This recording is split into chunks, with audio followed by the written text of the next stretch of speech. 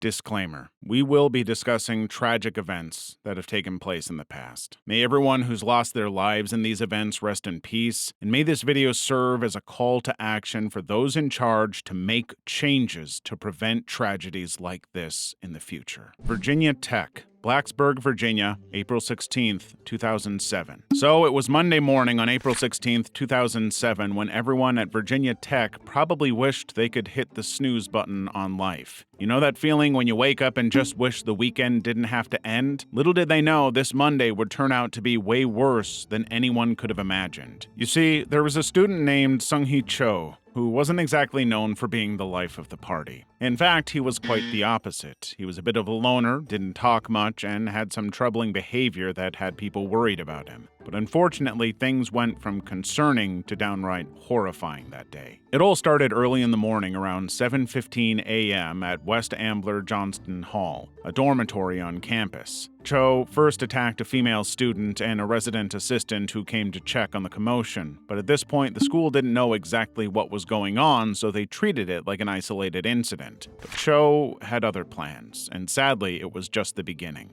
Now, something really strange happened because after the first shooting, Cho actually went back to his dorm room, changed clothes, and mailed a package to NBC News. That's right, he essentially took a lunch break from his terrible plans to mail a 23-page manifesto that contained some really explicit content and showed how much the guy just basically hated humans. Then around 9:40 a.m., Cho moved on to Norris Hall, an academic building where classes were underway. So he basically walked into a class, chained the doors shut, and began his second, more brutal attack. This time around, he was armed with 2 guns and moved through the classroom, firing on students and professors like it was target practice. And by the time it was over, 32 people had lost their lives and 17 others were injured. After about 10 minutes of horror, Cho turned one of the guns on himself, and by the time the police finally made it inside, the shooter had taken his own life. This was the deadliest school shooting in U.S. history. Sandy Hook Elementary School, Newton, Connecticut, December 14th, 2012.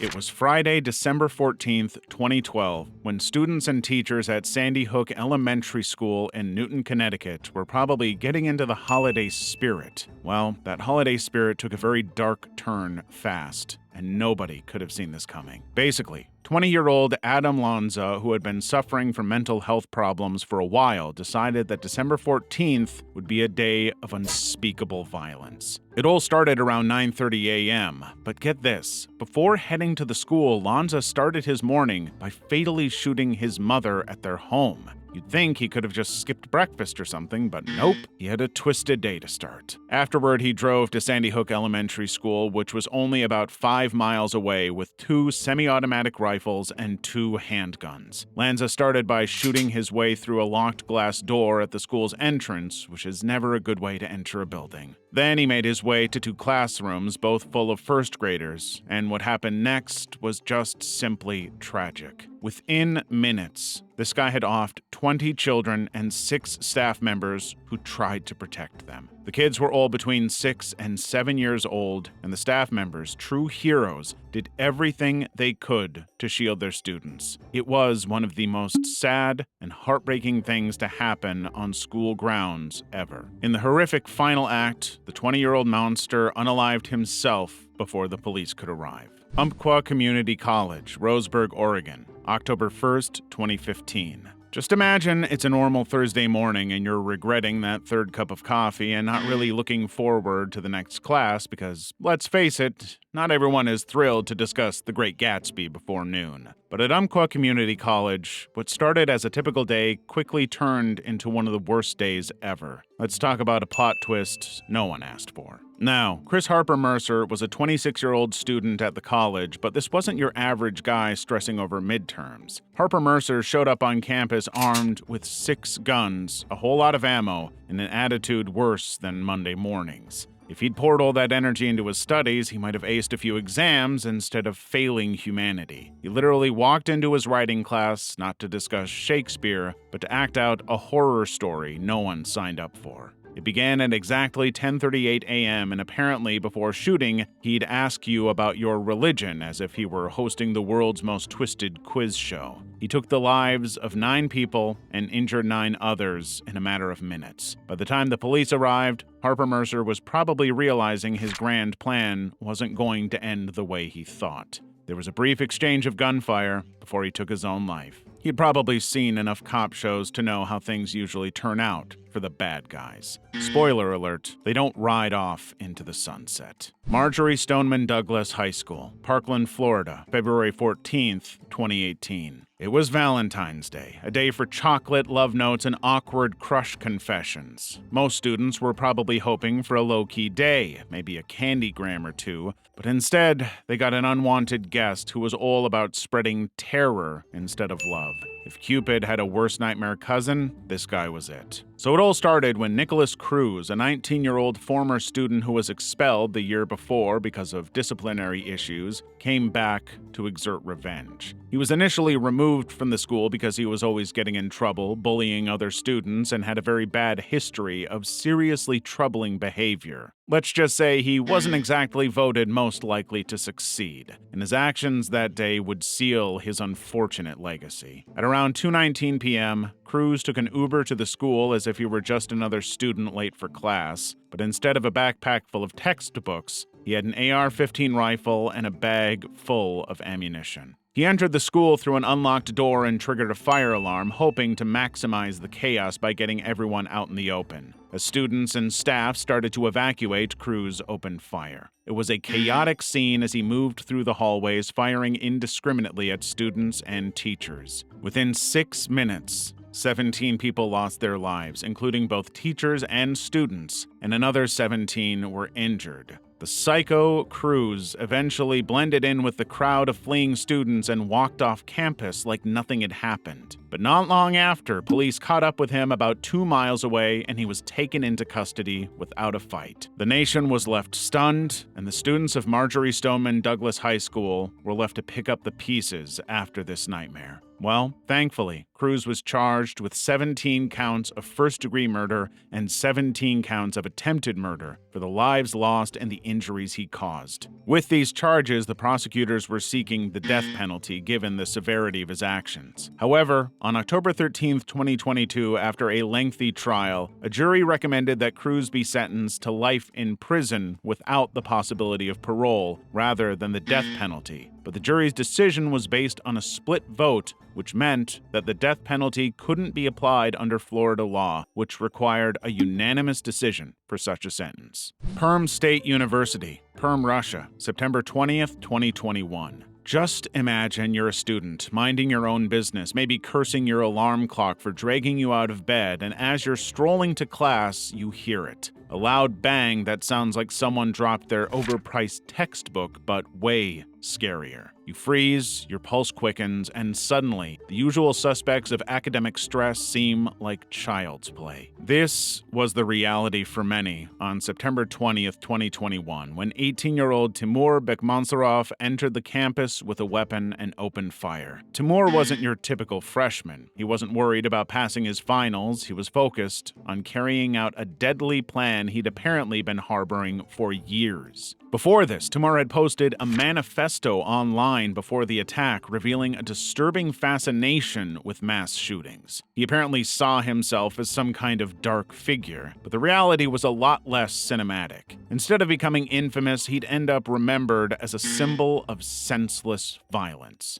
As Timur made his way across campus at around 11 a.m., panic spread faster than a gossip chain at a high school dance. This guy was just firing at random, targeting students and staff in his path. Imagine trying to get to your 11 a.m. lecture thinking the worst part of your day is the class itself, only to be faced with a gunman on a rampage. Students, professors, and staff scrambled for safety, turning classrooms and lecture halls into impromptu bunkers. Some barricaded doors with whatever they could find, desks, chairs, maybe even a few heavy textbooks that would finally serve a practical purpose beyond causing back pain. During the shooting, 6 people lost their lives and 47 others were injured, but luckily, Russian law enforcement arrived quickly and engaged Timur. During the confrontation, he was shot and injured by the police before being taken into custody. University. In the days that followed, grief and disbelief watched over Perm State University. People struggled to understand why such an event had taken place, but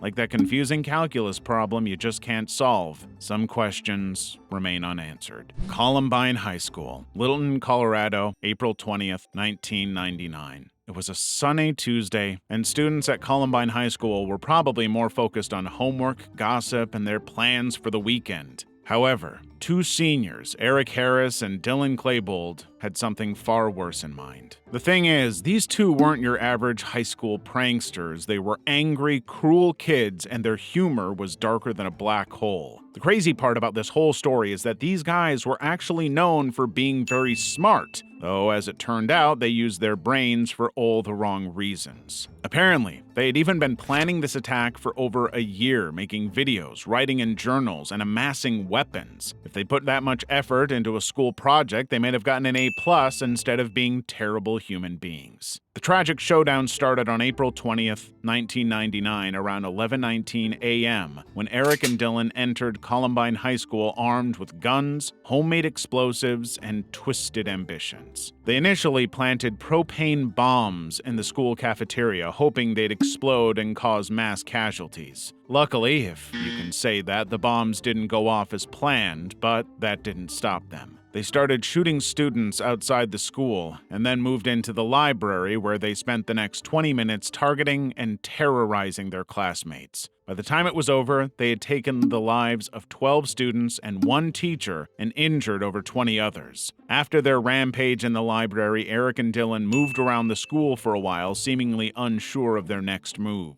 Then they started to fire shots at empty rooms all over again, basically taunting survivors. Eventually, they returned to the library and turned their guns on themselves. The entire ordeal lasted about 47 minutes, but it left a lasting impact that would be felt for decades. Red Lake Senior High School, Red Lake, Minnesota, March 21st, 2005. You see, Red Lake is a tight-knit community on the Red Lake Indian Reservation where life is usually pretty calm. It's the kind of place where everyone knows everyone, so it's safe to say that March 21st, 2005 wasn't exactly what anyone had in mind for a normal day. That morning, life went from small-town sleepy to nightmare mode faster than a toddler can destroy a clean living room. It all started when Jeff Weiss, a 16-year-old student at Red Lake Senior High School who had been struggling with a lot of family issues and mental health struggles, finally decided to take a very dark approach to his problems. Now, Jeff was a bit of a loner who spent hours and hours online posting and watching dark and violent content. Weiss started his day of horror at home,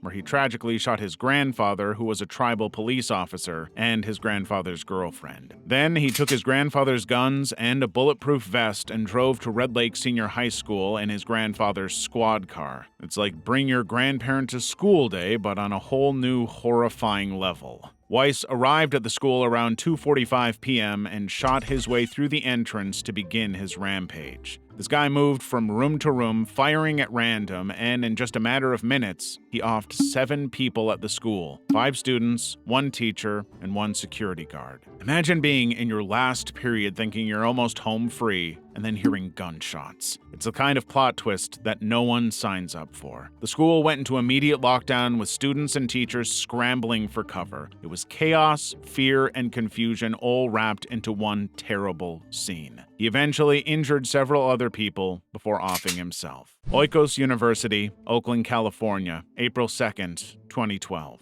It was a Monday, and you know how Mondays are. People drag themselves out of bed, grumble over their coffee, and wonder why weekends don't last longer. But sadly for students and staff at OHS University, a small religious college in Oakland, this particular Monday turned into a nightmare nobody saw coming. So Elgo, a 43-year-old former nursing student at OHS University, had dropped out of the nursing program a few months earlier because apparently he felt disrespected and isolated by some of the staff and students. Well, he was very unhappy with how things had gone down at the school, but instead of venting by maybe writing an angry Yelp review, Go decided to take things to the ultimate extreme. Armed with a .45 caliber handgun and a chip on his shoulder big enough to serve as a second weapon, Go walked into the school that morning with the worst kind of comeback plan. He walked into the class, lined up the students, and demanded that they say who was Christian, and then, without waiting for a debate, he opened fire, killing 7 people and injuring 3 others. Honestly, if he'd been looking for a way to be the least liked alumni of all time, he nailed it.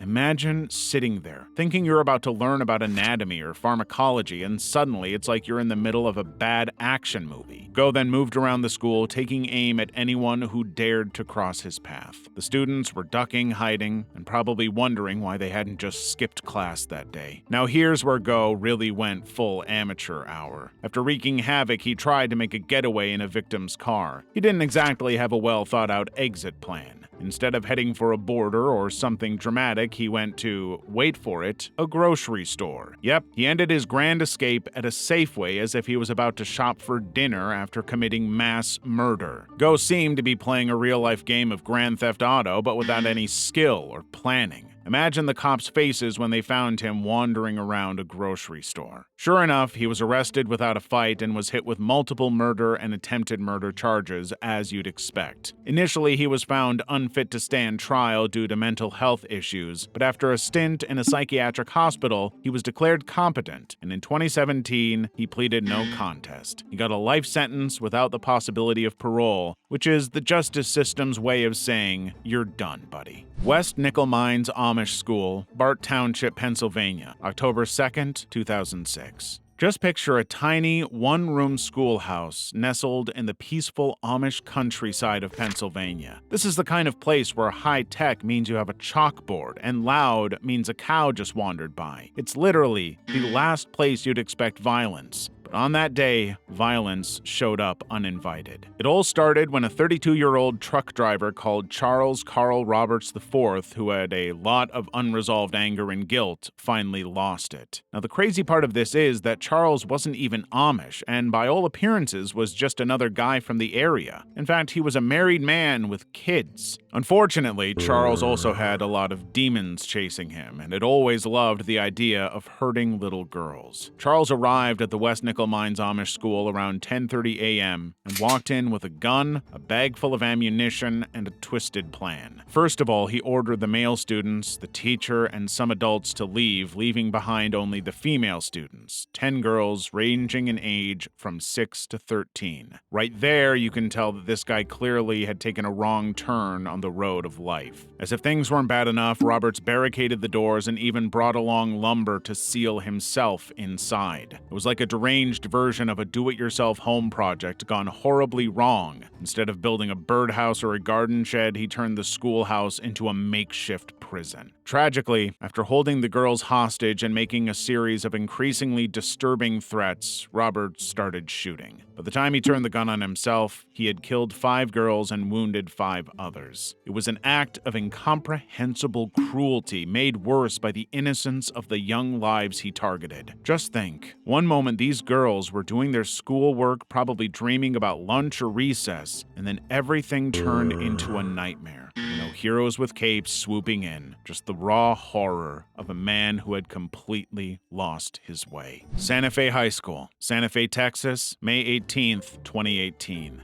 You see, Santa Fe is a small town, the kind of place where everyone knows each other's business and where people go to the same couple of diners. Or high school on a Friday morning was probably filled with sleepy teenagers, coffee-chugging teachers, and the buzz of weekend plans. So by the time school started at Santa Fe High, the day was already leaning into that lazy Friday vibe. But inside one of those classrooms, a storm was brewing, and no one knew just how close it was to breaking. Then we have Dimitrios Pagortzis, a 17-year-old junior who, up until that morning, was just another kid in the hall. Maybe he blended in so well that you wouldn't have given him a second look. Instead of grabbing books and binders, Pagortzis armed himself with a shotgun and a .38 revolver and stepped onto campus that fateful Friday morning not to take a pop quiz, but to unleash a nightmare. If his goal was to be remembered, he succeeded, but for all the wrong reasons. At around 7:30 a.m., Bogortses walked into his art class and opened fire on his classmates and teachers, targeting them with a terrifying calmness. He moved through the room, leaving chaos and heartbreak in his wake, and by the end of it, he had successfully taken the lives of 10 people, 8 students and 2 teachers, and injured 13 others. It all happened so fast that most students didn't even have time to react. Some hid in closets, others under desks, and everyone was trying to make sense of the nightmare unfolding around them. After his rampage, Bogortses didn't try to make a grand escape. Instead, he surrendered to the police without a fight. He simply gave himself up like he was ready for it to be over as quickly as it had started. There was no dramatic final stand, no high-speed chase, just a quiet end to a morning of unimaginable horror. Bogortses was charged with capital murder and aggravated assault, facing the possibility of life in prison. But because of his age, he wasn't eligible for the death penalty. His trial has been delayed multiple times due to mental health evaluations, leaving the community and the victims' families without closure. It's like watching a bad movie where the villain doesn't even face the music at the end. For now, Bogortses is in a mental health facility, a place far removed from the storm he created, and he remains there awaiting trial.